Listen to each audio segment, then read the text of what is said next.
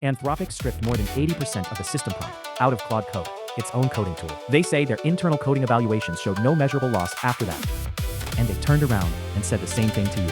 That pile of rules you have been building up might now be doing more harm than good. But the first reaction from developers reading that advice was not agreement.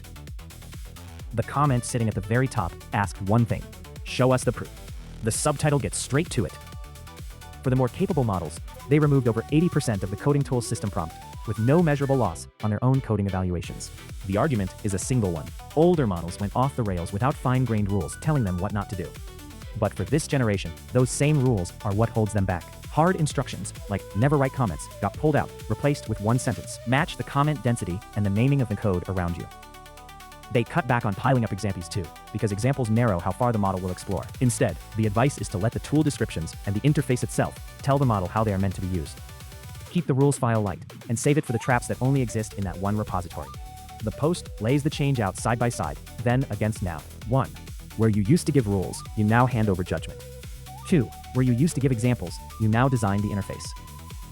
3. Instead of dumping all the context up front, you let it get pulled in when it is needed. 4. Explanations you kept repeating in the prompt move into the tool descriptions. 5. Memory you wrote by hand into a rules file gets handed to the model to store on its own. 6. Plans and specs you kept in Markdown become references to things you can actually check, like real code and tests. All 6 move the same direction. Shrink the part a human decides in advance and hand it to the model to decide in the moment.